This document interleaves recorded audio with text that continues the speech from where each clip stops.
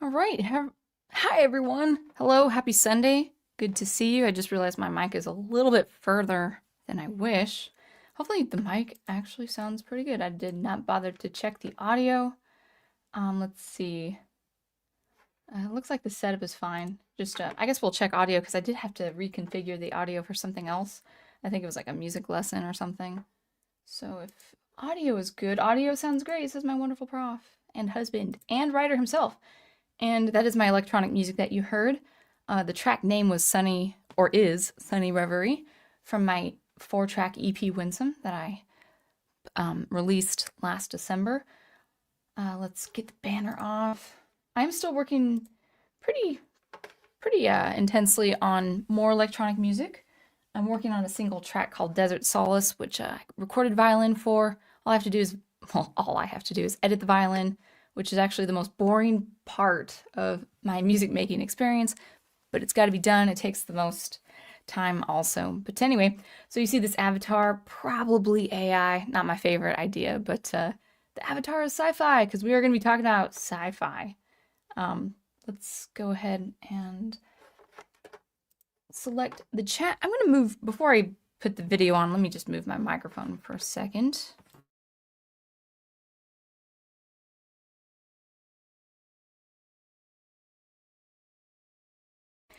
All right, I think it's close enough, and I'll be sure that I'm not talking too loudly into the microphone.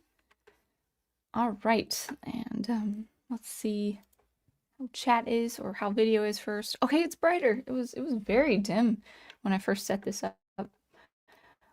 Microphone's very close. Okay, microphone's gonna be close today. We'll see how that goes. Maybe I'll turn the gain down just a little bit. And let's welcome the chat and then get into some sci-fi because I love, okay, so I have two loves in life and, well, non-human loves. So, of course, my first love is Professor Geek, my wonderful husband.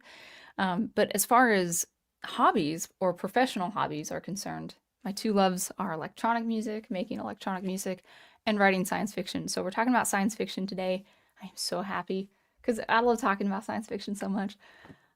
So there we go. And that might include Star Wars. Yeah, I don't know if it will. But let's welcome the chat and then we'll get right to my book and why. Well, it's not a book. It's not a book length book. It's a short story, about 12 pages. Why I wrote it.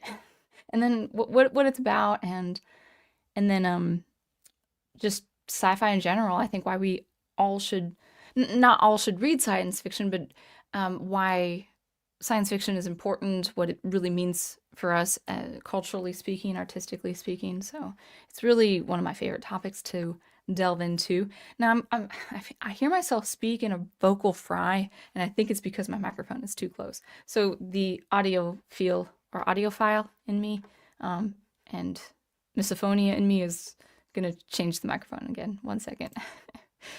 I'll mute it too because I know I'm gonna hit my desk.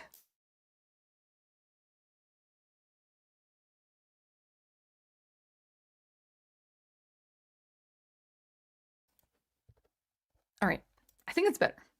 Okay, it's further away. I think that is better. All right, let's start with the chat, and then we'll talk about my story and science fiction in general. I've got windows to share on Amazon. Brian, oh, well, Ghost Planet is first. See you guys soon. I think you appeared last night. I'm glad your message stayed up. Brian Gilmartin says, off topic, but I think you would like to know a channel called You Can Beat Video Games. Just uploaded a video about Donkey Kong Country, which is about 3 hours long. You have this kind of scream, emoji, expressionistic face. I can see some people doing speed runs for Donkey Kong Country as few as 3 hours because you can actually beat the game even as an average player like myself. You can beat the game in about 6 hours. It's a very short game. It's a wonderful game. It's a classic, but it doesn't take long. I mean, even if you spent all night on it, you can beat it pretty easily. Private Eye, welcome. And my wonderful husband and professor, not my professor, but professor to you, and actual professor, Secondhand Sunset is one awesome story. And I have to be, right now, because it's so new, I actually have to post the link and send the link to people.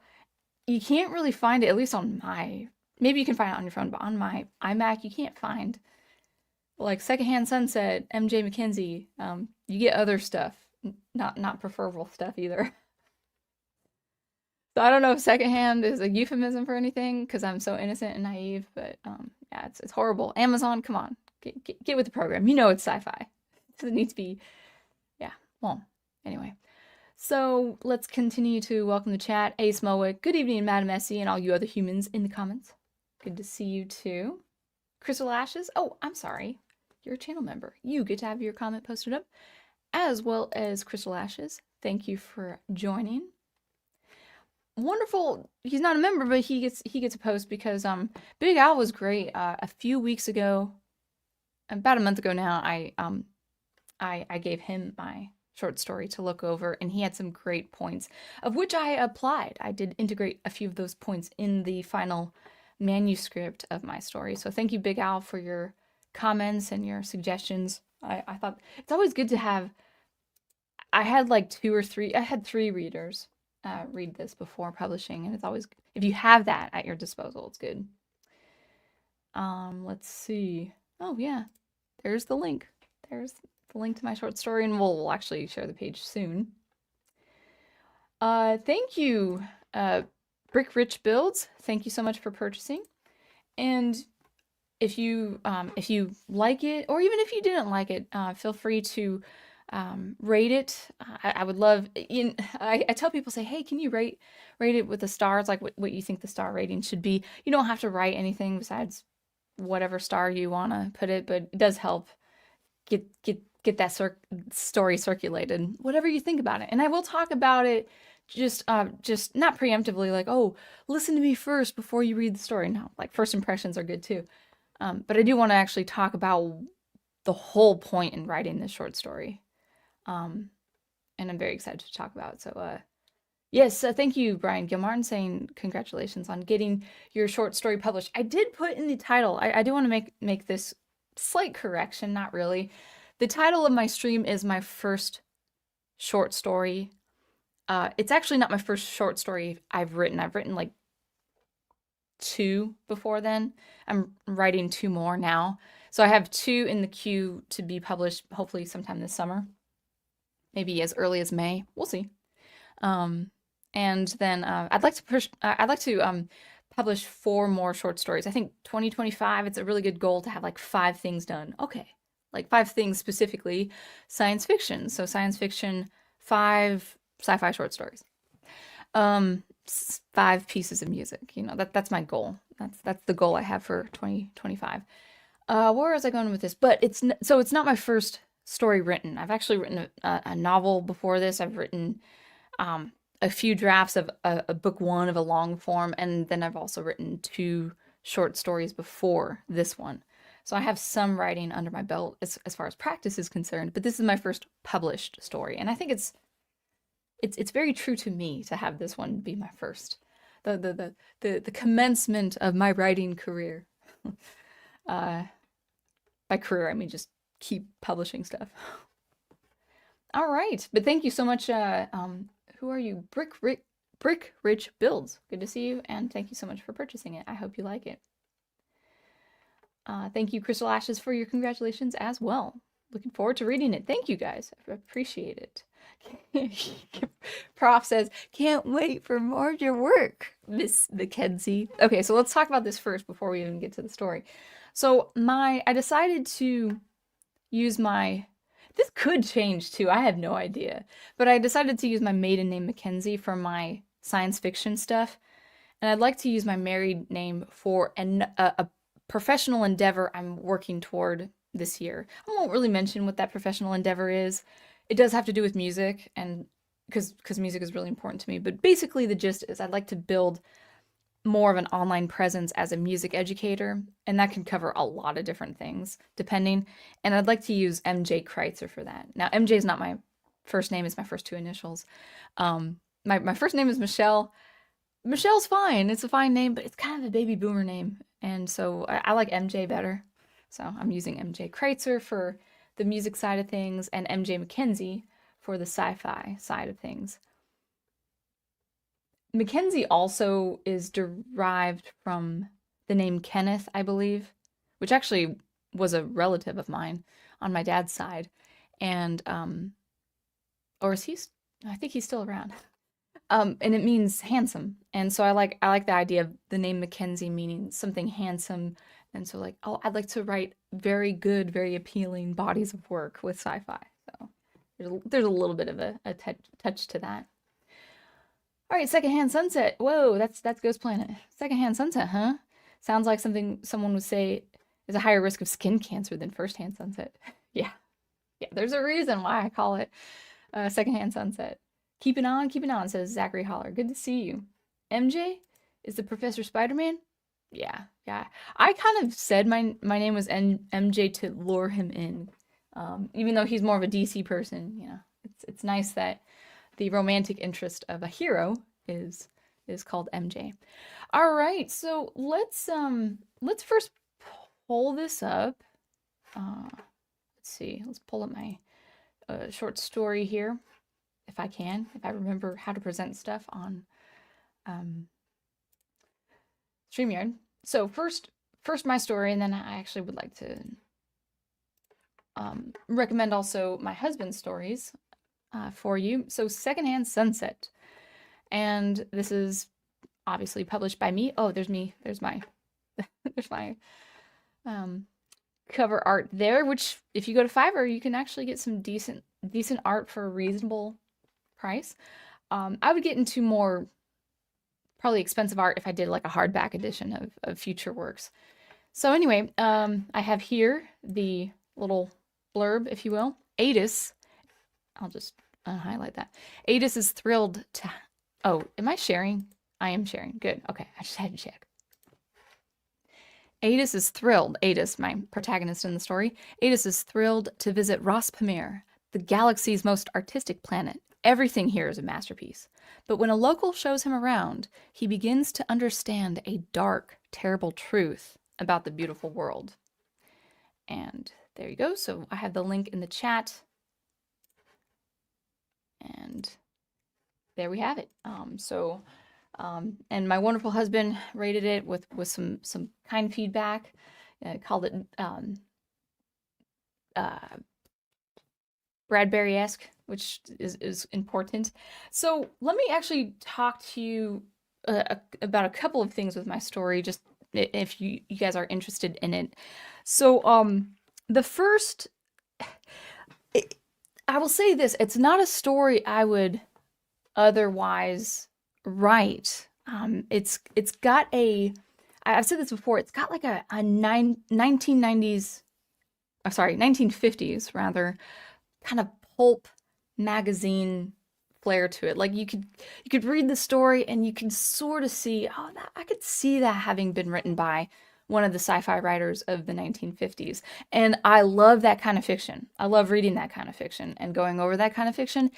It's not really my propensity as a writer to write that kind of fiction. So why did I do this? Why did I write it in that way?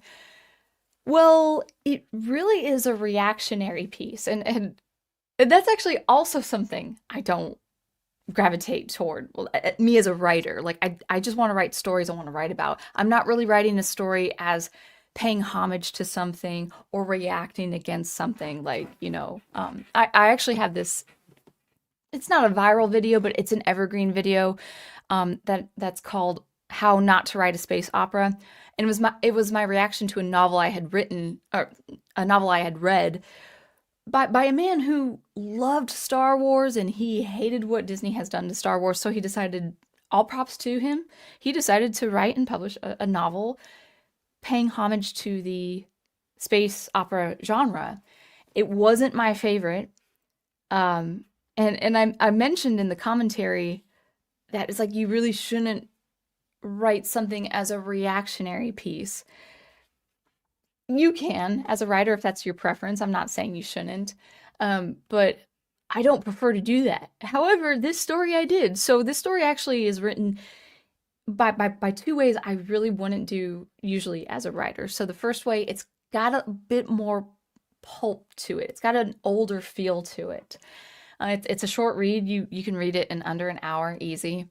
It's mostly dialogue between two people, a local of this planet and a visitor who wants to see, who's very excited to see this artistic planet. Everything is beautiful about the planet, but then the more he understands with this local what's going on, it's got a dark tone to it.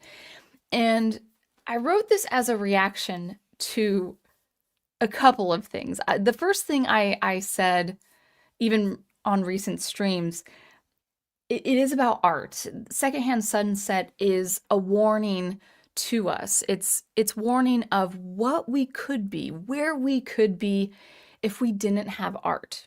It's a completely sci-fi world, but it has to do with art and the importance of art and the importance of artistic presence and human-made art. Now, people might say, oh, this is a reaction against AI art. Kind of, almost. There's no AI. There's an analog. It's an analog to AI, but it's a little bit more of an older, pulpy version of it being an analog to AI. There's no AI in it. So people might say, oh yeah, she's pointing to our cultural commentary of AI and what AI is doing to art and music. You could totally see it that way. But my reaction actually was not so much a reaction to AI and what it's doing in art. My reaction actually is to actual people reacting very angrily to people wanting to preserve art, to keep art going. So the first reaction was actually, and I've talked about this in recent streams, about the historical fire. I said this last week. There was this historical fire about 7 or 8 years ago now, that really destroyed much of the Notre Dame. And understandably so, the globe, the world responded to helping that situation, to saying, oh, we gotta fork in millions and millions and millions of dollars to get this building restored because it's a seminal piece of art. It cannot be remade. It cannot be redone like it was built centuries ago. This is our iconic Notre Dame. We have to restore it. And that was the objective. That was the mission of millions of people. They came in all across the globe saying, here's my money, here's my donation. Oh, let's work to restore it. And I think recently the Notre Dame was restored. Now, the counter reaction to that was a little disconcerting. Famous people, talk shows, commentators, all these people were saying, why are we spending millions of dollars? Why are we giving millions of dollars for a building? I mean, what's done is done. Yeah, it's a tragedy that the fire destroyed a huge part of Notre Dame, but let's give the money that you would otherwise use to restore the Notre Dame and aid the starving people in Africa. That was quite the argument. And I say to that, you can do both. Give your money to restore art, give your money to protect art, to preserve art, and give your money to starving children in Africa. Give your money to the clean well water missions, in Haiti, in Central America. Do all of that. But you don't help starving children at the expense of culturally damaging something by neglecting art, because art is really important. As I've said time and time again, art is not for our physical survival. We don't need art like we need water or food or medicine, but it's for our spiritual, emotional, and mental and transcendental survival as human beings. Humans thrive on art. Even if you're not an art buff, if you're not an art connoisseur, if you're not an art enthusiast, you're affected culturally and mentally with art in some way. It could be Star Wars, it could be a well-made video game. You're affected in a positive way, maybe a negative way, depending. But you're affected somehow with art, whether you go to the art museum or whether you look at art YouTube channels or not, And so that was my first. That was a delayed reaction, because that was a reaction like 7 or 8 years ago, and I was like, why? What's stopping you from helping kids in Africa and helping the art world? You can do both. Why not both? Just send your money however much you want to this mission to restore the Notre Dame and send your money to the missions that help people in Africa. So that was my argument back then. I was like, why are you making this argument in the first place? That was 8 years ago. But it really came to light with this YouTuber I had followed. It was kind of a guilty pleasure. He was more of like a gossip in the indie art world. He this guy who's just always constantly trying to promote indie artists. And after a while I stopped listening to him because it just got a little strange. But I tuned into him. He kind of has I don't know how he's doing with his YouTube channel now, but he's probably getting a lot more views now. But he'd be on like a Sunday live stream, like early in the morning. I'd catch it on the replay or whatever. But one time I caught him live and I'm like, oh, he's on. Okay, let's see what he's doing. And he was making the case. Well, I forgot even what it was. I think it actually had to do with AI art. And there was half of his chat were supporting the position of using AI for your art, and half the chat was not in favor of it. I was part of that other half because I'm not in favor of you using art as something that, oh, this would take me 2 months to do instead of 2 hours. It's like, if it's worth doing 2 months to do, then you do 2 months to do. But that's besides the point. I have a whole live stream on how I feel about AI. But anyway, I was on that one side, that one camp in his chat that was doing my best, diplomatically speaking. I was doing my best to support, hey, let's keep art being human, let's keep art um, uh, integral to the human experience. And there was one point, and I think I said something, and I don't even know what I said. I can't even remember what I said. That he responded directly to me, very, very angrily. And maybe that's his persona, but I think he got like, it was so visceral, and I was like, I know he doesn't know what I look like. He doesn't know my channel. He's never seen my face. But like, I started sweating because I said something that just, man, it just got him so mad. And whatever I was saying in favor of preserving art as a human experience, he's like, you guys are all pathetic. You're saving this art world that is so scandalized and so corrupt, and you need to feed your homeless children in your neighborhood instead of worrying about the big deal about art. Art is not a big deal. Don't focus on art. Like, he was getting so, I even remember, like, the memory is real, and I started like sweating. Like, I was like, he doesn't know who I am. But he started really shouting, and I was like, I had to take a walk. I was like, I was like, oh, okay, this is how you feel. I understand. And then I just kind of switched it off, and I never went back to his channel again. And I started walking around and just processing what he was saying, and I was like, is is this what people think about art? Is all people think about the art world such like a corrupt embezzlement scandal, highly affluent where the rich decide what horrible modern pieces of art are, like if like where rich people decide what art is and isn't, and like no one's really understanding, at least in this frame of mind, what art is.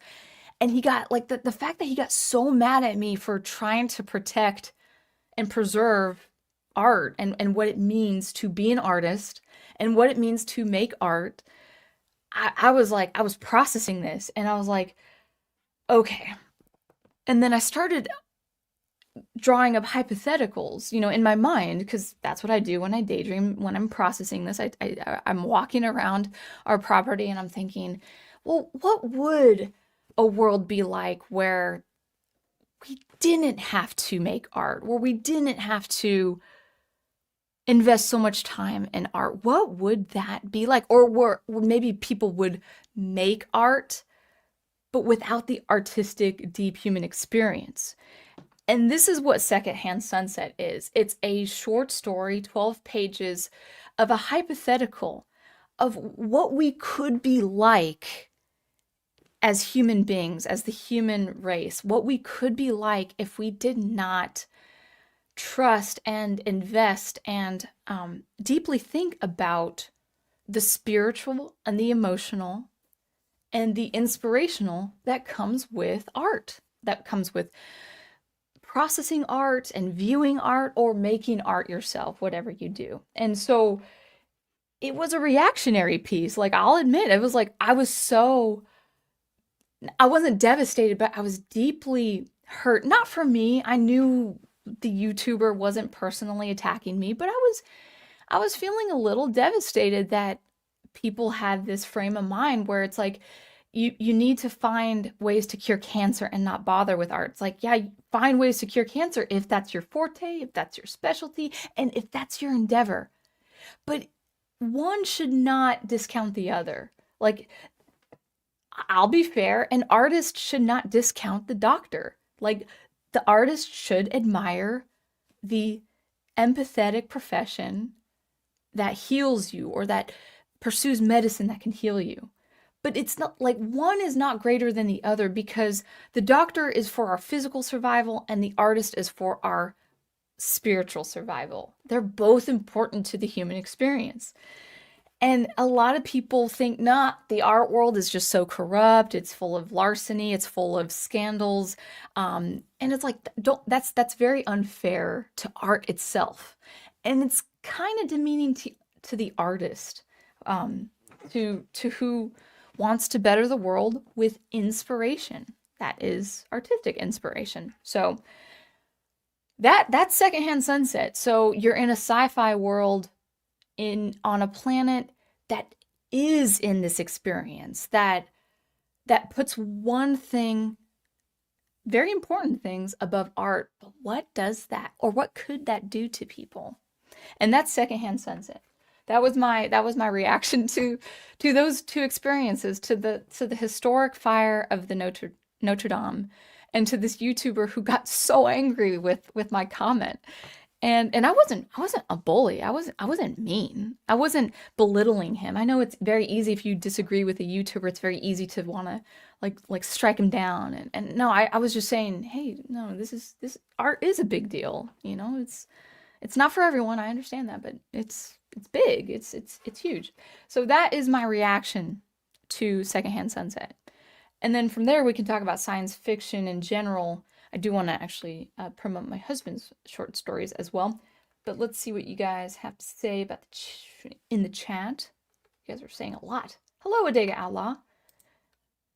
Sci-fi writer himself, writer also of dark fantasy. Adega Outlaw, just correct, what is the genre specifically for your sci-fi? I know you've written a few stories and maybe a few genres, but when I do see your reading videos of your works in my feed, and they do kind of look more steampunk, or industrial, like industrial age or something. Be good for you to clarify that if you're still around.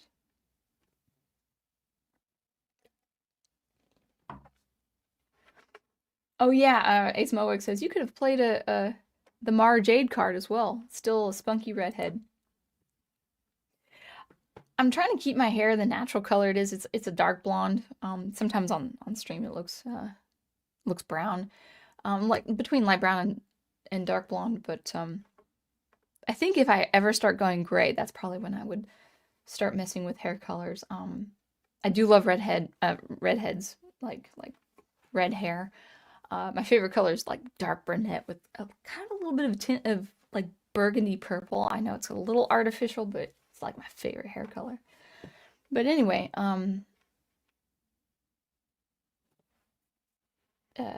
Professor Geek says, it's an excellent story. A must read for anyone who cares about art and modern culture. Which I don't suppose my readership would include Matt Walsh in that category. Maybe Andrew Clavin. Maybe he would appreciate the story. Scorpio Bio, good to see you. You're waving hi. Let's see. You guys are talking amongst yourselves. Stunning and brave Megatron. Good to see you. I will call you Megatron for you. Because I don't know why I can't say stunning and brave very fast. All right. Brian, this is worth posting. Where would we be without art? Simple, like, it would be boring. Yeah, it's not just boring. I actually don't go that route with my story. I take it to a very not very very dark, but pretty dark. Um, because that's how that's how important I think art is. So you just have to see what happens. All right.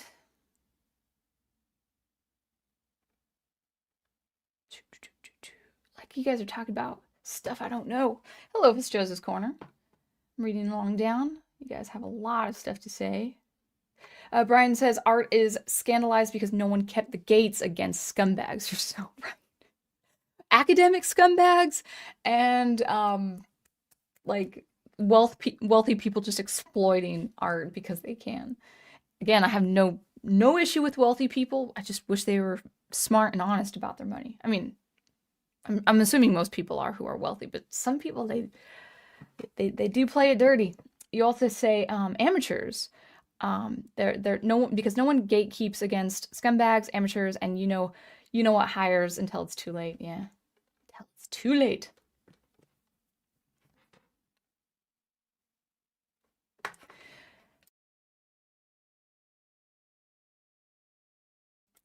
All right, I think I'm going. You guys are talking more about media. Megatron says, I've got dark auburn hair. That's a good color. Megatron, I don't know if you're a man or a woman. I honestly don't know. Dig Outlaw member says sci-fi is the epoch type. Is that how you pronounce it? Epoch or epic? I never knew how to pronounce that word. There's no fantasy element to the sci-fi. It's science oriented, but not hard science fiction like some. Yeah. I think it's called epic, but I can't remember. I didn't mean hair color, says Ace. Yeah, I understand. All right. Okay, so before I talk about science fiction, because it's one of my favorite things to talk about, let's promote a couple of things for my wonderful husband and Professor Geek. Um, Objects of Desire. So, Prof is writing it's really good actually. In fact I'm going to read this quote. He's writing short tales. He's a master of tales. So his short fiction is like you can read in a matter of like definitely in 30 minutes depending. My short stories will go between like 30 and 2 hours just depending because I have a little bit longer short fiction. But his is as true as the word is tales. Ah, and I saw sci-fi on that pop-up. I don't like it. I don't like it, Amazon. Anyway, so you can actually get these stories one book at a time, but you can also see there's a bundle that Kindle offers for under $6. And I love this. This is the theme of all his tales in this series, Objects of Desire. Fulton J. Sheen, wonderful priest and speaker, very prolific. His words are still spoken and referred to today. He says, you must remember to love people and use things rather than to love things and use people. These short tales explore the practical and psychological consequences that occur when this advice goes unheeded. And when I read and review his stories, I go along that line. Because there are some, the way he ends his stories, there's a story. Oh, what is it? You'll have to remind me, Prof. Is it called Evelyn, or was there another word in the title Evelyn? I can't remember, but you thought I wouldn't like that because it's got a horror element to it, like a really messed up, scary, frightening ending, and I actually loved it as one of those stories. Yeah, horror. I'm really not into horror. I can't do things like bodily horror, even though the ending of that book does kind of pertain to that. So that will come probably later this spring or summer. But I guess Prof is not here to answer his question, to my question to him, what the title is. But it's regarding this beautiful woman. The theme is actually usually the male protagonist in fact, actually, I think they're all male protagonists, maybe coming of age or older men in their 20, 30, and 30s. And even oh well, no, I'm sorry. No Live Models is a female protagonist. It's it's an older wife of an older couple whose marriage has gone cold because of just how they view marriage. Oh, what was that? Yeah, what was that, Prof? What is the title of the your short story that I read with Evelyn? Was it just called Evelyn? I think the title um it had a longer title, but I can't quite remember. But the, his his stories really evoke the consequences of uh, just bad decisions you make, especially when you mistreat people or you're using people for your own selfish gain. Discovering Evelyn. Yeah. That ending, man. Actually, most of your endings are pretty disturbing, but in the most impactful way. And so that's Objects of Desire.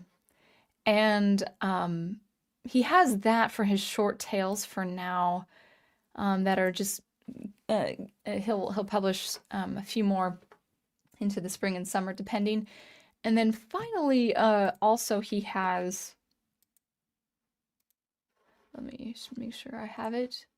Also this one, heroic inspirations, the DC Trinity, that includes commentary and questions with the characters Superman, Batman, and Wonder Woman. And I gotta actually just pinpoint out, I've read it and I've liked it. I gave him some comments and some editorial things. But if you look at the reviewer, it's it's his friend Alan. Like Big Al is a better best friend than I am as his wife because still haven't reviewed that one. So I got my Kindle's not working. I have to figure out what to do with my Kindle, but I will give him a review shortly. But the heroic inspirations works more like a bit of commentary with questions as if you would read like a daily devotional. Very good there. And the blurb here, the first installment of Heroic Inspirations draws life lessons from the iconic DC Trinity, Superman, Batman, and Wonder Woman. It examines popular stories from each character and helps readers apply the heroic traits and values to their daily lives.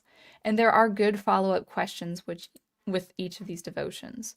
And so I highly recommend getting, I just deleted the link, but Prof, you're a mod. You can add those links into the chat there. I meant to do that real quick. Let me grab some water real quick.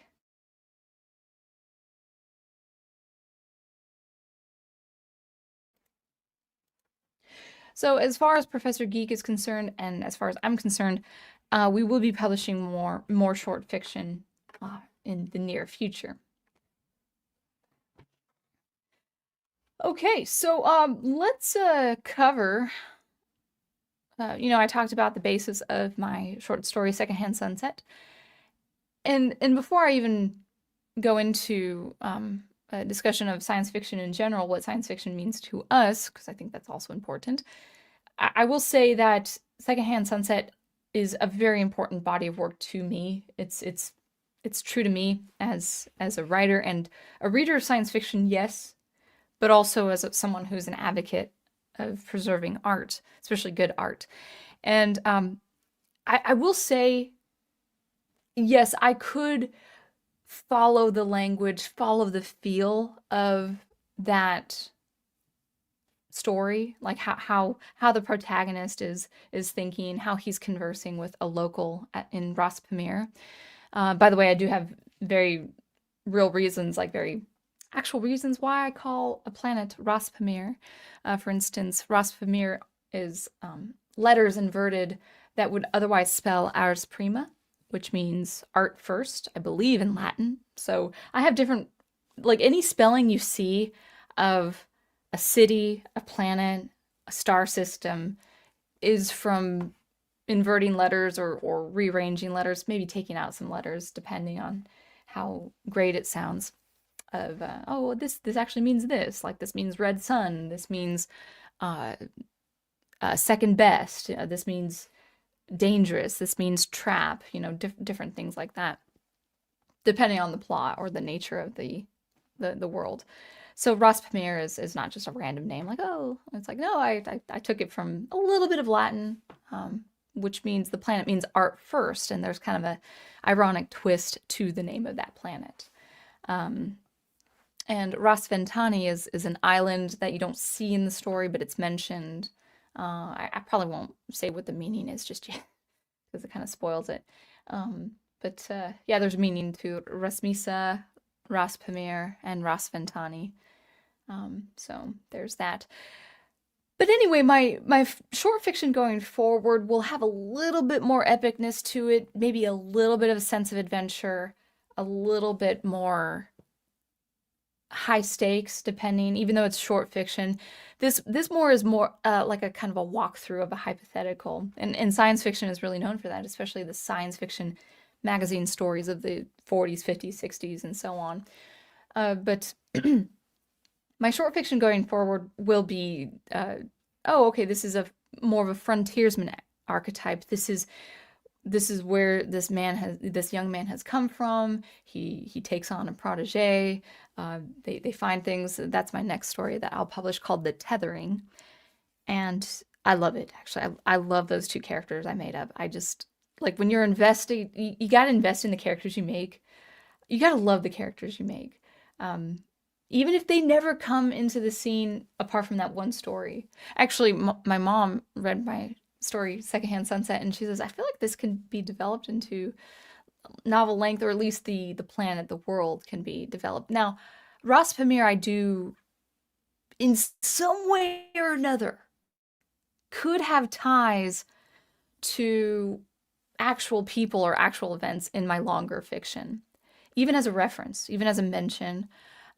The potential danger of the setting in Ras Pamir could evolve in a later way in my fictional universe. That's the beauty of short stories, is maybe it will be a standalone, and maybe I'll never in my lifetime get to more on, like, oh, what could happen to this planet? What could happen to the people?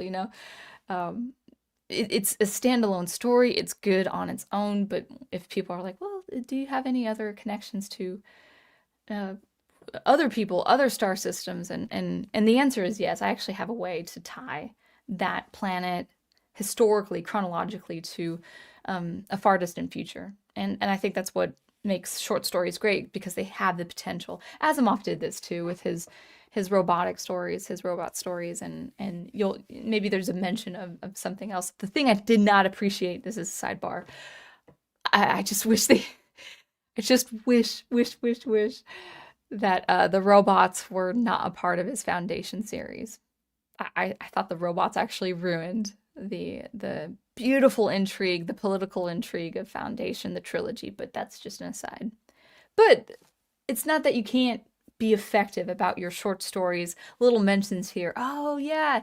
So this planet became this way. This race of people became this way because of maybe interrelations and connection with this planet, because of this happened to this planet. It's it's kind of fun to just organically develop the world.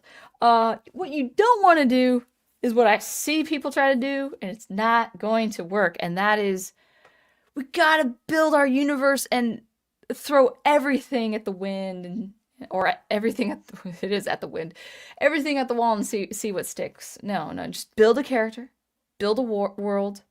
Like, what makes DC so strong is that they have very concrete stories about just Wonder Woman in Boston, you know, or Superman in Metropolis. It's like, it doesn't have to be like this all out, battle of superheroes all the time. No, it's like, no, just focus on one character at a time, focus on one planet at a time. But that's an aside.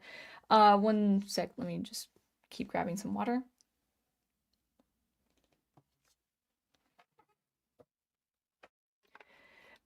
Crystal Ashes says, Sound Engraver creating her own language. Tolkien's got competition. I will probably most likely, I don't know. There's no way I would ever create an actual language. By language, I mean planet names, star system names. I had this idea. You can take it or leave it, like if you're a sci-fi writer. But Adis, the protagonist of uh,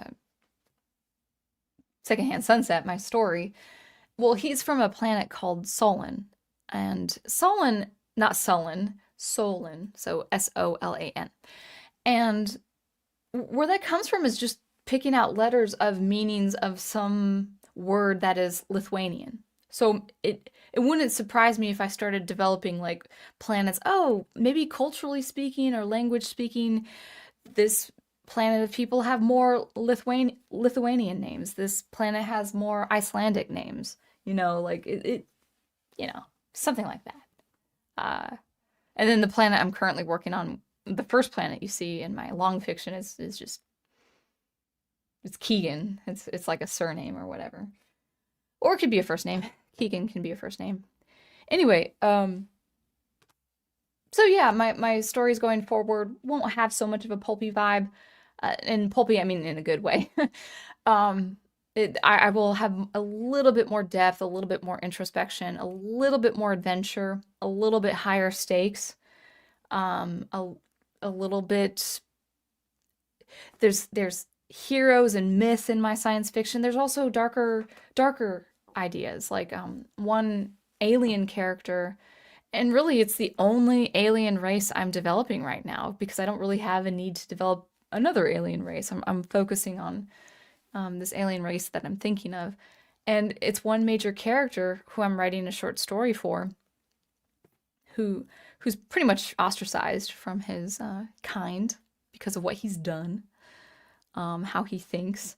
And he's basically traveling in almost on a planet, a rogue planet with virtually no atmosphere besides a little bit of space, a little bit of area that has nuclear shielding.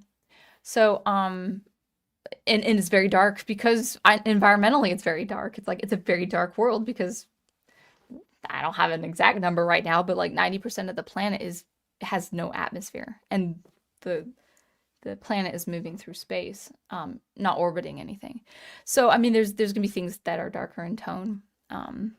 That's my um, short fiction called Thick Skinned, which I will publish hopefully sometime this summer.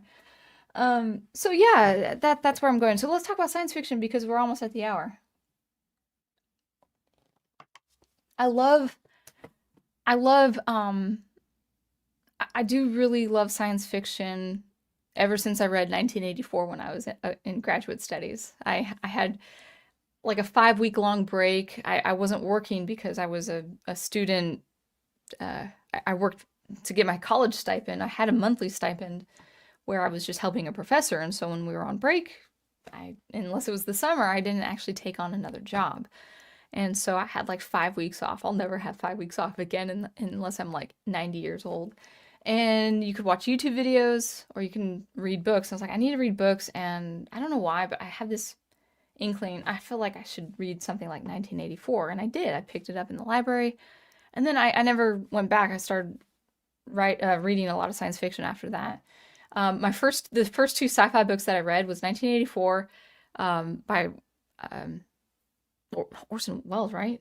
I'm blanking on his name. And then The Demolished Man by Alfred Bester, which is a very intense but pretty well written book. It's got a lot of decadence. It's got some nudity. I don't condone that, but it's a very depraved world because it was like before it was written before cyberpunk was a thing, but it's basically the precursor to cyberpunk. Um, uh, and then after that, I started reading classic sci-fi I didn't like. But anyway, whether it was good science fiction that I liked, short stories, whatever, I really did like science fiction. And why I love science fiction so much and why I read it more than other genres is I think science fiction offers something that I don't think other genres can offer as well. I'll say that carefully because I think other genres can. But what science, what distinguishes science fiction from all other fictional genres is the endless opportunities of conveying and displaying the human condition for better or for worse. I'm not saying you can't do that with fantasy. I'm not saying you can't do that with something like mystery or a technological thriller. But why the human condition? Why is it how humans operate? Why is it how people treat their fellow human beings the way they do, for better, for worse? Well, it's because science fiction, by and large, as the name implies, science fiction really plays on the theme of what we could do with technology and hypothetical science, or what we would do if such science that's not physically possible in this world, what could we do if it was presented to us? How would we take advantage of it? How would we uh, obtain power over other individuals with it? Now, of course, you can do that with something like military or historical fiction, even with, a technological thriller. But here's the thing, the difference between historical fiction and science fiction, or a techno thriller and science fiction, or a contemporary piece of fiction and science fiction, is that those other genres really present either a past of our reality or our modern day reality. And while that's good and you can explore that, human beings aren't really presented with newer moral quandaries, because if you've got like a good guy protagonist with a tech thriller, for instance, and maybe he's on the run, or maybe there's espionage, or maybe he's trying to save his wife, or maybe he's trying to take down all these bad guys one at a time, like with Agents of Shield, even though Agents of Shield is kind of more sci-fi, sci-fantasy setting. It's good, but like its world doesn't present. How do I say this? Because I want to say this carefully. If what in that tech thriller has in its world is the same as our world, it's not presenting that new moral quandary. Like in our world, in our mundane, yeah, we got bad guys in our real world. We've got terrorists and we've got domestic violence and all that stuff. But we can't really go beyond our evil based on the reality we have, based on the technology we have. So like a villain in a tech thriller, a technological thriller, might do some bad stuff, might do some devious stuff, but nothing outside the bounds of what we could do in an evil way or bad way in our world, in our present day. Science fiction, on the other hand, can take that technological science and just expand upon it. Yes, in improbable ways, maybe impossible ways, because that really doesn't matter.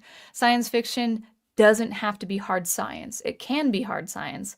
But science fiction, the appeal of science fiction is how far could a certain science go for the betterment of mankind, or how far could a certain science go and be abused? I mean, really, that's the main theme of science fiction. Like, okay, what would you do in this certain setting? What would you do in this certain way? I mean, Asimov demonstrated that so beautifully with his short story Waterclap, where, devastating populations in overcrowded cities forces people to either move to the moon or move to the bottom of the ocean. And then how does that, what tension would that create if government funding was getting depleted for people who live on the moon? Well, the lunar people are going to go try to attack the underwater people because they're not getting enough funds, because all the people are getting government funds underwater for the infrastructure of living in the bottom of the ocean. I mean, that's just one of like excuse me, hundreds of thousands of awesome examples of what science fiction could be. Like how tension can rise. Yeah, we have things like nuclear war. Of course, we have very, very, very scary stuff on the rise with socio-political tensions and international tension and whatnot. And that can make for some really good, highly devastating, highly impactful fiction, because it's like, oh my gosh, this could be us in like 10 years, or for something like that. But with science fiction, you can really go beyond the pale and demonstrate the human condition in ways you just can't do with things like contemporary fiction. You can like develop things like psychopathy or pathology or You can do things like, oh yeah, this is a sociopath who keeps lying and getting away with horrible things. Yeah, because that actually exists in our world.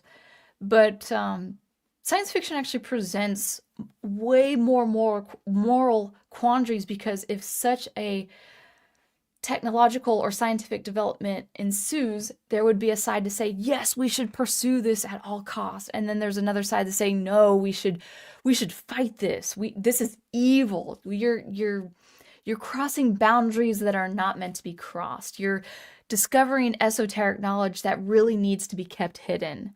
You're pursuing the forbidden fruit. So, like movies like Forbidden Planet.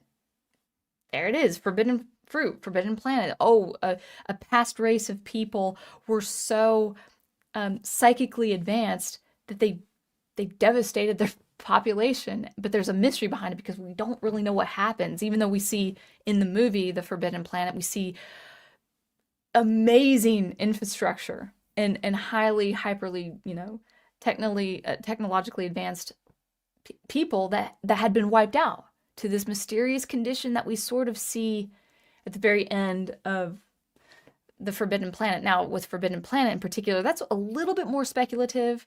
That's like the id reaching out and being reality. And I actually do have a story, a novel I wrote years ago, and I got to rewrite it because it's probably not good. But it follows that premise. Like it is sci-fi, but it's also speculative, and you're dealing with the metaphysical world. Like Star Wars, for instance, is speculative. You're dealing with the metaphysics of something like the Force, and how far can you go with the Force, how reserved you have to be with the Force. And so that's why I love science fiction. It's just like it is. I like, without being a psychologist or like a psychotherapist, you can explore human nature. You can explore the human condition in countless ways. Like the sky really is the limit when it comes, well, outer space is really the limit when it comes to science fiction. And it can be hard science, it can be soft science, it could be a combination of both. My longer fiction, the science involved is radio technology, but how expansive can you make radio technology for the betterment of mankind, for the detriment of mankind? And then it's got things like, space fighters and aerial fighters and ultra high-tech stuff and alien technology, and it explores those things too. But what would the human condition ensue for us as a human population if we have so much advanced hyperscience, improbable science at our disposal? And usually the answer to that is something bad. That's why there's conflict with great science fiction stories. It's like, oh, well, okay, so the human race has the upper hand, but maybe not to their advantage. Maybe at a strong disadvantage, at the cost of their own soul, the cost of their own mind, So yeah, you can do that with fantasy too, but with magic systems, I can just imagine that. Sure, you deal with things like the moral quandary when Gandalf encounters Saruman. When he's warped by the Palantir and what Sauron is saying to him, and it's like, okay, let's join him, and so you could see the moral rifts there, like him descending from as a Maiar, servant of the gods, like a magical servant of the gods who is basically, he whittles himself down to just this petty man who overtakes a vulnerable population of hobbits and then gets stabbed in the back by a horrible petty servant of a king, So you can. Tolkien did it pretty well too. C.S. Lewis did it pretty well with their more sci-fi fantasy or space fantasy. I think actually at one point, Tolkien wrote a time travel for his Middle Earth, but I don't know if it was ever published. Was that ever published? He actually did time travel for his Middle Earth world, but I forgot what it was called. But anyway, so I'm not saying fantasy can't do that, but fantasy is more the magic and conquest and all that. So I'm not dismissing fantasy at all. You know, you can present moral quandaries for any genre, but the sci-fi element really is like, okay, what would you do if you had such a setting or such a condition? How would you how would you respond? Would you comply? Would you be fearful? Would you say, "Oh, actually, you know, maybe maybe we should work with the science and this technology just to bring down the bureaucrats, but then we won't touch it after that." It's like, no, like it starts as that like little white lie, and then it grows and grows and grows. Okay, now we got to use this technology for this, and then you're consumed by your own actions. Maybe you're consumed, or maybe an external force consumes you because of the forbidden knowledge you were playing with. So that's why I love science fiction. That's why I write science fiction, because I have all of these stories that pertain to the human condition. Now, I will say science fiction, I'm very selective with what science fiction I read, because sometimes science fiction can get so dark and so devastating, because as it always goes back to the human condition and what human beings would do with such a setting, with such a conflict. That said, I do want to bring the mythos in. I want to be bringing in the heroic inspirations for the science fiction setting. I think that's why Star Wars is so popular, because yeah, it deals with the metaphysical. It deals with the Force. It's a little bit more space fantasy, but it appeals to people because of the aesthetics of sci-fi. But it also always brings you back to, is this character going to pursue the good, or is this character going to comply and pursue evil? It always boils down to that. And so I always want to present the hero of the story. It could be a man, it could be a woman, it could be an alien, some human element. And whether my villains are alien or human beings, there's always going to be a human element to my villain.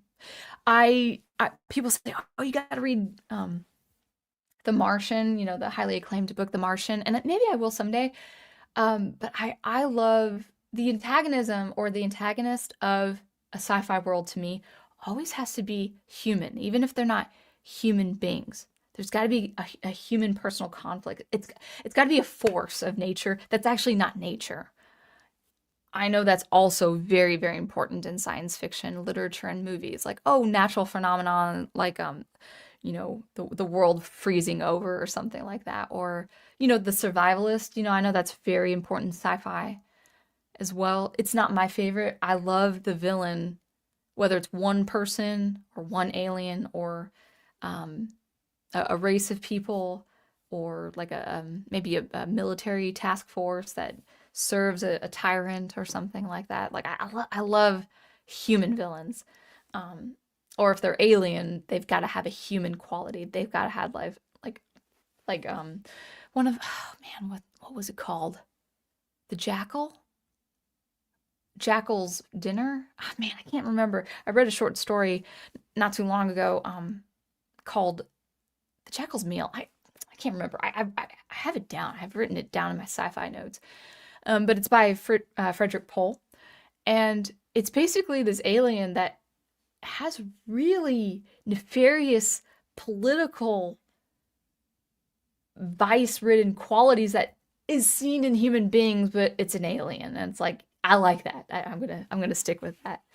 So so that's gonna be my science fiction. It's going into the depths of what is wrong, what is right, what is the human condition.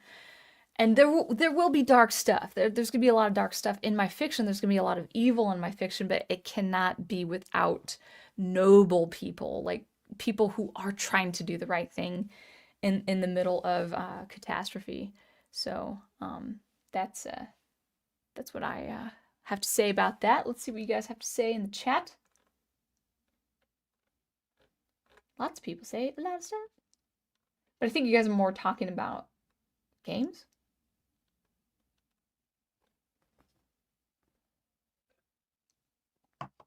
Brian makes the astute point. Best to introduce the characters first, then build your world from there. Too many details at once can kill pacing and lead to boredom from viewers. I actually did a whole video on this because I actually put this live stream under my science fiction playlist because I have a few pieces of commentary that I just kept and put it out as a playlist.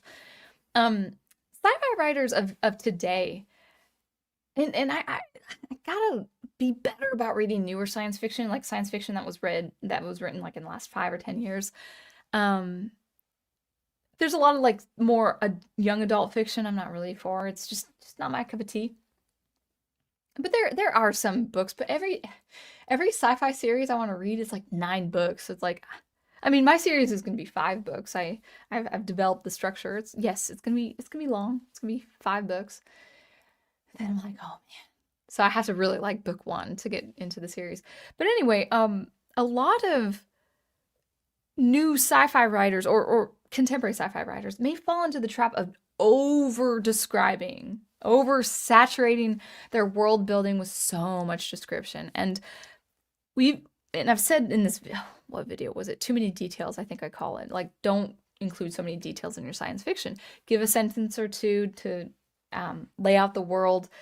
And then if you're working with a specific science, it's got to be integral to the plot. Like characters are reacting to this specific science. So I don't think I say that on my video, but my whole point with saying this is people tend to want to describe their world like, oh, look how clean this world looks. Oh, look how this planet works. Look at my skyscrapers and I fall into that trap too. So I have to kind of edit myself and not do so many descriptors. Say your cityscape, it covers the whole planet, or say your city covers like a continent or whatever like that. I work with that kind of geography and city building with my longer fiction, based on politics, based on urban legends, based on cultural things that involve that planet. But I don't go into the detail like, oh, guess what? I have this city and I have this city, and in between these cities, this is what happens. So it's like, no, this is gonna happen because the plot is laying this out. Like, oh, this person's in danger because she's traveling on a commerce vehicle that can get easily ransacked by bandits that she may have thought was urban legend, so something like that, but it has to be part of the plot. But what was I going to say with that? We don't need so much descriptors. We don't need so much science fiction description in our world building because it's 2025. We've got decades, almost 100 years, well, definitely over 100 years if you're talking about H.G. Wells, from H.G. Wells all the way to now with video games, with movies like Logan's Run, like Star Wars. We've got so many things about science fiction we've absorbed, even if you're not an avid reader of science fiction. And so describe your world maybe with 1 or 2 sentences. And then if it's new to the protagonist, if this is a part of the world your protagonist has never seen before, then you can indulge in the descriptors. But if it's part of your character's everyday routine, if it's part of the mundane, you don't need to go overboard with descriptors or description, because it's just not necessary. It's just not necessary. All right, let me continue on down with the chat. Yeah, but as far as multiverse, the universe is going to grow organically. Your universe is going to grow organically. Just focus on one story at a time. Like, you don't have to like going back to Wonder Woman. Yeah, she comes from the gods. It's true. She's either in the area of oh man, what's that island? What's that hidden island? It's such a hard word, but you know the island of the Amazons where Wonder Woman is from, and then she sometimes, depending on the plot, she visits the gods, and then she goes to Boston, and then that's a good story right there. Boston and Greek mythology, and then you don't have to worry about what's happening in Gotham, because if you want to know what's happening in Gotham, then you go to a Batman story. You don't have to put Wonder Woman in a Gotham setting. In fact, it really wouldn't work in a lot of ways. So just with your own stories, with your own world building, with your fiction, focus on the character, focus on his or her story. It's all going to come organically.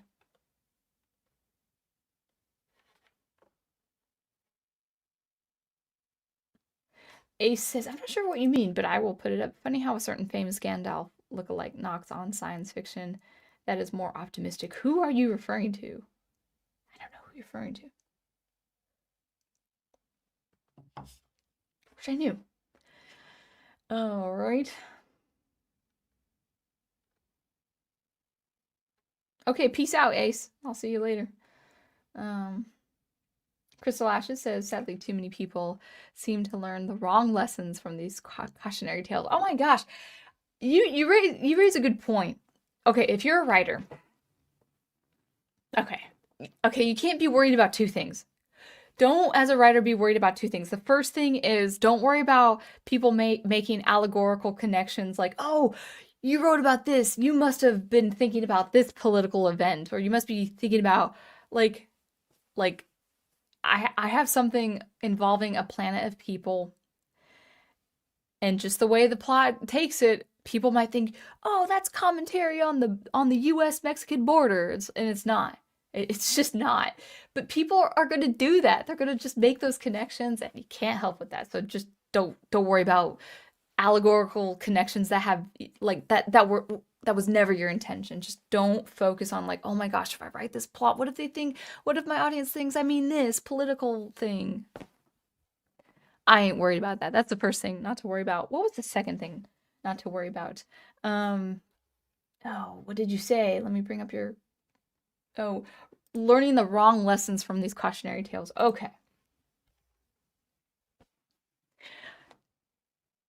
For all my fiction, but especially for my longer fiction with an actual villain or two, or maybe there's multiple villains depending. I mean, it's not just one major bad guy. Like you kind of need a force. You need maybe some danger here with a 5-book series. Otherwise, it gets a little tired out. Whoever my antagonist is, or whatever the villain is,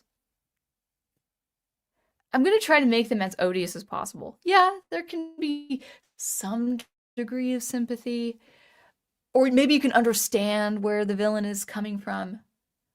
But I have learned, based on social commentary of the last 10 years or so, I have learned that if my stories ever take off and a huge demographic reads my fiction, it's bound to happen that people will take the villain's side. Like, oh, well, I understand why that person did this, or that group of people did that, or why this is so. And it's like, oh, well, maybe that villain is right here. Maybe that should happen. You can't help that. You can't help that anymore. Like people have like this, dare I say it, I hate using this word, but they get turned on. There's a little bit of a fetishizing of villains, if I've said that word correctly. Like there's this like weird parasocial emotional investment in the villain. Like, oh, I would be on that villain's side if I was in his or her story or the alien story and stuff. It's like I could imagine people reading. I really could imagine people reading my stories with a particular villain and say, I thought that person was right to begin with. I thought they had a case. I thought they had a cause. It's like, I can't help you with that. Like, I made the villain like as treacherous and as odious and as unlikable as possible, like doing really evil things. But maybe because you think that person has the right cause, like the ends justify the means. It's like, I can't help you with that. If you side with the villain, then that's your prerogative as a reader. But no, like my idea is that you're rooting for the hero. You're rooting for the team of good guys who are trying to put a stop to whatever the antagonist is or the villain is. And we're just in that world now where people don't like black and white. People don't like. I used to actually, the villain that I'm working with now, I made this person, this being. I tried to make this being as more sympathetic, but the more I did that, the more I'm like, it's weakening this character. Like it really is. And even if the stakes are high, you gotta be scared. You know, you gotta be like oh, this again, you know? It's like I don't want to deal with this villain. And that's what villains should do. And I'm fine with sympathetic villains, but there's a population, there's a reader and viewer demographic now who love the villain more than the hero, meaning they're on the villain side. It's like, no, it's not right. And then if you think, like, if you're a reader who thinks, well, the good guys are wrong in this, and it really should be this way, it's like, well, I'm not going to change the story. I'm not going to change the writing just because someone's going to side with the villain. Okay, if you like Sidious and you think he was wronged at the very end, don't don't change that story of Star Wars. Can you imagine like the original trilogy like 100 years from now, and like people with their cultural sensitivities are like, "Oh man, he didn't deserve that ending." I feel like that's where we're coming to. Like I feel like Disney is on its way to creating a sympathetic backstory for Palpatine, for Sidious. That's why, again, I say it again and again, I love Darth Plagueis. I love that story because Palpatine's a young man, but he ain't good. He ain't kind. He's not this misunderstood. He wants power. He wants prestige, and Plagueis plays on that. Like he's like, okay, I'll give you power and prestige, but the more I give to you, the more you have to give yourself over to the dark side of the Force. And Palpatine's cool with that. You don't even have his first name because he identifies himself as Palpatine. He's just like, oh, what? Plagueis is like, what's your name, boy? And he just says Palpatine. He doesn't even, he says his surname. And interestingly enough, he hates his father who has that surname. And that's Palpatine. Like, Palpatine could have not been better written in that story, Darth Plagueis.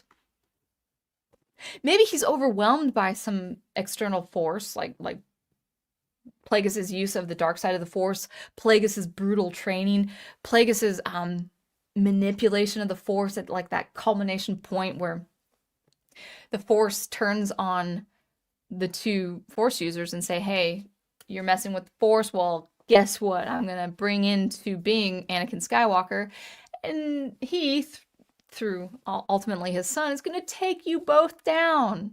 Well, Palpatine takes Plagueis down, obviously, but he's going to take you both down because you messed with the Force. Palpatine was perfect in that story. Like there was nothing I would change in that story. So it really, reading that story made me understand that, whoa, sometimes bad people need to be bad. I was just reading, not reading. I was listening to a YouTube channel commentary on Narnia called Into the Wardrobe. And so and he's done a couple of videos on the witch Jadis. And I started really thinking, if you guys know the Chronicles of Narnia, especially the history with the story the magician's nephew, which is my favorite story of the whole Chronicles of Narnia. Jadis's backstory, if you really think about it, is super evil. Like, she's never been good. She is the satanic analog of that world involving Chronicles of Narnia. She doesn't need to be redeemed. She's bad from the beginning. She's bad to the end. Her origin story, as far as we know, with her history with Charn, is she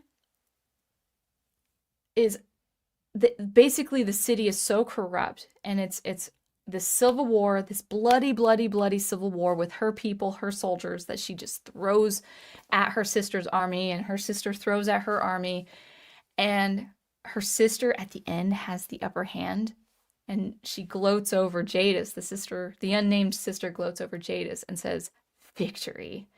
And then Jadis says, "Victory, but not yours." And then she speaks the unspeakable, wipes out all life on that planet.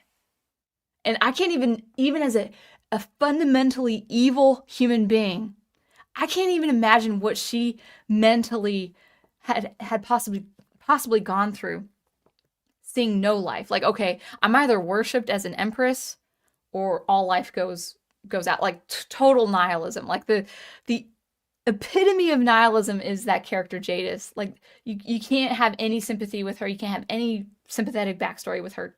Completely, utterly evil. She sells her own soul basically to know this deep, dark, evil magic.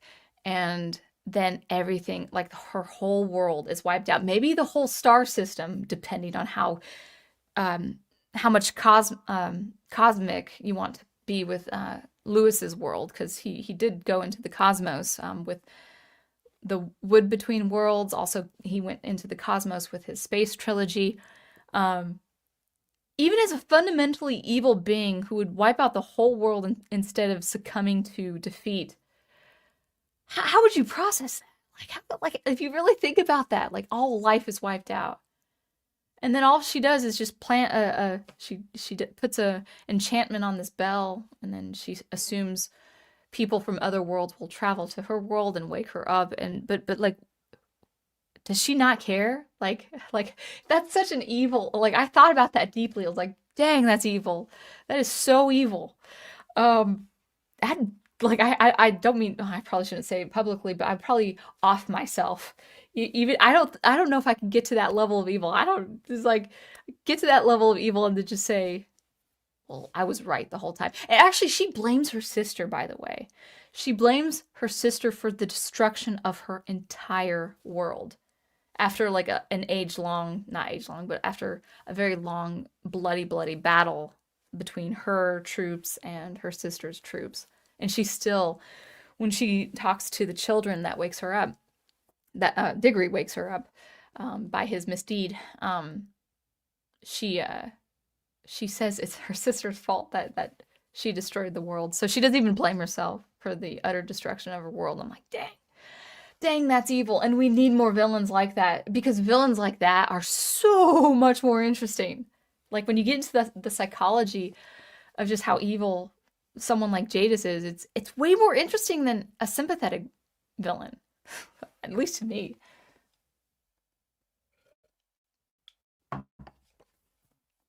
Yeah. How do you pronounce this? Themyscira? Is that how you pronounce it? I knew sort of how the word it formed in my mind, but I wasn't gonna even say. I just don't know how to pronounce it. I don't know the reference base, but thank you for coming back.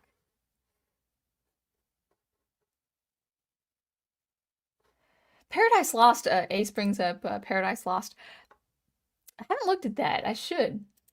I need to also read Dante's Inferno. I'm gonna be scared. It's no question I'm gonna be scared, but I feel like I need to read it. Um, Crystal Ashes says, modern Disney's given pretty much all their classic villains a sympathetic backstory at this point, except white males, curiously enough. Yeah, like, yeah, where's Gaston's sympathetic backstory? He just wanted the girl of his dreams, and it was unrequited love. Francisco, welcome. You say in real life, there are people who don't believe in good and evil, so all villains need to be sympathetic. The world can seem to reward you for being bad, so no tragic backstory is necessary. You know, that's interesting. I mean, in the Bible, it says the rain falls on the just and the unjust, which means crops are going to grow whether you're an evil man who farms crops or not. Like even if you do evil, like you can be still in this life presently, you can be still given good things. Like the phrase, I don't think people use the phrase anymore, but people use the phrase, used to use the phrase, nice skies finish last, meaning the world in its state really, if you know how to go through loops and circumvent things and scheme and stuff like that, the world will reward you. Unfortunately, it's just the nature of the environment. And good people, like why is it a trope that the women in romance fiction like first like falls in love with the bad guy, like the bad man? Or maybe that is the fiction. Like having posted my story on Amazon, I'll see recommendations. It's like, yes, it's true. I'm a female writer, but that's not going to mean I'm going to read female written fiction when it's a title when there's like this mustache, like the gray, the 5 o'clock shadow guy who's kind of pursing his lips like this, and he's got his coat on, and the title reads "Kiss the Villain." It's like I don't want to kiss the villain. I married my man because he's a good man. He is truly Captain America. Like he is Steve Rogers. That's why I married him. He's He-Man, he's Captain America, he's Superman. I didn't fall for the bad guy. Well, maybe earlier in my days, but we don't have to get into that. But it's part of the female psychology. It's like if you've got problems like in here and in here as a lady, it's part of the female psychology to um like I hate to say this. No, I don't.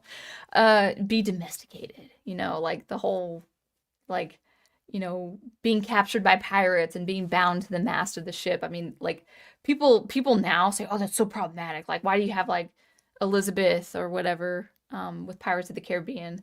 I don't know if she if, is she captured. Well, like every woman secretly wishes that Captain Jack Sparrow ties them up to the mast because that's part of woman psychology. But then you realize, oh, you just want eventually you want like as a woman, you want the man to secure you, to protect you, and be their one treasure. That pertains to the female psychology, but women don't understand that sometimes. They're like, no, we just want the bad man. It's like that you really don't want the bad man. But they gotta play those sexy villains. It's like, no, you gotta make your villains. You can make your villains handsome, but like, so for instance, the Disney movie Beauty and the Beast, like Gaston, at least in the animation sphere, the women loved him. So you don't have to for your villain, you don't have to what's his name? Harkonnen. You don't have to have Baron von Harkonnen. Like this whole like very effective. Make your villains ugly, and that's going to be an effective villain. So you should have that an obese dragon that breathes fire or whatever, or a scary monster for your villain. But so you can have a handsome villain or like a well-built villain. But like, okay, so if you're going to make the villain handsome, make this person do very horrible things, very questionable things, so you don't want to be with him. Like in that way. I can fix him, says Brian Gilmarn. Every bad guy chasing woman ever. Yeah, you can't fix the bad guy. The bad guy's gonna be bad. Yeah, Crystal Ash is like, it's true. It's like, because all women love the bad guy, or so they think. They don't. They love something, and I'm no psychologist. In fact, I think Jordan Peterson would have a better understanding of this. It's like they think they can tame the bad guy, but when they realize they can't tame the bad guy, they have to move on to the better man. Yeah, they have to move on to the better man. Yeah, exactly. Crystal Ash says, I wiped out all life in my world because my sister wouldn't let me win the war between us. It's all her fault. Exactly. She said, I think she says, at least it's in the lore, it's in canon, where she said, I would have saved my sister if she surrendered to me. Like, well, obviously and she probably was evil too, the evil sister. Obviously, she probably was, um, uh, she wouldn't surrender if she had the upper hand. But who knows? Like, did the sister know she knew the deplorable word? Was she a magic? Oh, the sister actually was. I think it is in canon that the sister is a magic user, but the condition of the war was there was going to be no magic used. But she broke that when she realized she was going to lose the war. So instead of just losing to the war like a good general, like an honest, decent general, looking at you, Cornwallis, she's like, no, I'm going to destroy everything except me. It's like, oh, geez. Wow. And that's so typical woman, by the way. No, you're not going to win this war. We need more good villainesses too. I'd like to create villainesses in the same vein as what C.S. Lewis did. And people could criticize. Man, this is a fun stream. I love it. People can criticize C.S. Lewis for saying, "Oh, well, he made all his villains so beautiful and so enticing." Yes, that's true with Chronicles of Narnia, but there were hags, there were weird witches and stuff like that. Um, he certainly did not do that with that hideous strength. So he had two male villains for Out of the Silent Planet, one major male villain in Perelandra, uh, uh, Weston, Professor Weston, and then Weston's out of the way, and then the major villainous institute in that hideous strength, and the female who kind of represents the whole police force, the brutal, weird police force. Oh my gosh, she ain't pretty. She's very ugly, very piggish looking, and she has a fetish for interrogating and abusing young, pretty female women. So that's so he expanded the gamut when it comes to villains, like super beautiful empress goddesses and very ugly, butch cut, piggish, so not feminine female villains. So there you go.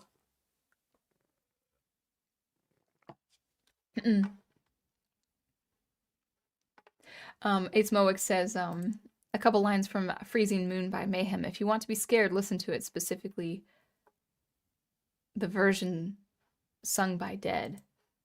Is it a game? Is that a movie? Is that a book?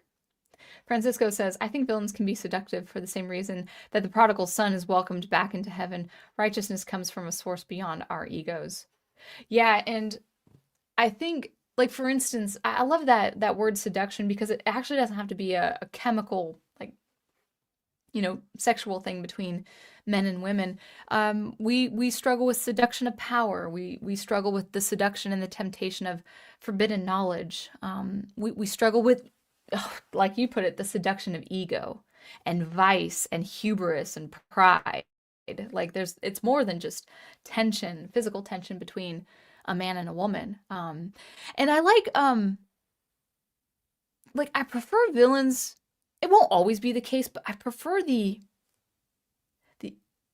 the unmarried villain, like a person who is so absorbed in this cause, this lifelong cause, that they forego. Maybe they've had relationships in the past, but they forego. It's like, no, my science is my marriage, my power, that's my spouse. I actually really do like villains who are not married, who've been like I mean, yeah, I mean, I know there are good villains who have families, but like there's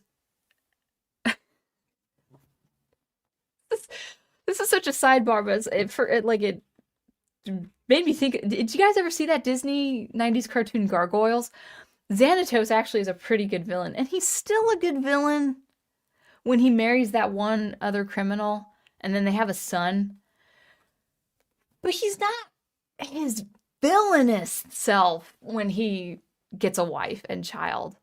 Like he thinks he can be devious. He thinks he can be like, oh, we'll just pursue our criminal lifestyle as husband and wife. But then like when she's in danger, when she becomes this monster and she has the curse upon her, and when their son is in danger, he stops being a villain. And cool. Maybe you have a villainous character who turns because he marries and has a kid. I'm not saying you can't have that. And if you do have that, then you have to have another big baddie. You have to have another antagonistic force. But I remember watching that cartoon, and I thought he was fine as he was, but like he's not a bad character, but he was so much more interesting as a villain when he didn't marry and have a son. Yeah, yeah, yeah, yeah, yeah, yeah. You kind of find married villains less threatening for the same reason. Like, and I'm not I didn't pursue the end of the TV show, and I'm not saying the show ended well because of the whole Kevin Spacey scandal, but when Underwood and his wife Claire, when they schemed together, that was pretty provoking. They didn't have kids. He hated kids. She kind of wanted kids, but she wanted the power and prestige of the political office more than having kids. So I think you can have a villain who is married in a very effective way. But like if you have a villain or a force like a cult or some sort of, I don't know, whatever the case is, they got to be married to their work at the expense of their actual marriage or the at the expense of their family life. Like that's what makes a villain, you know? So if the villain is married, the marriage is strained because maybe he or she is pursuing a greater love. They love this thing more than their spouse. So yeah, have a married villain, but some villains are just like, well, I'm not gonna be bothered with a relationship because I have too much work to do. So I mean, yeah.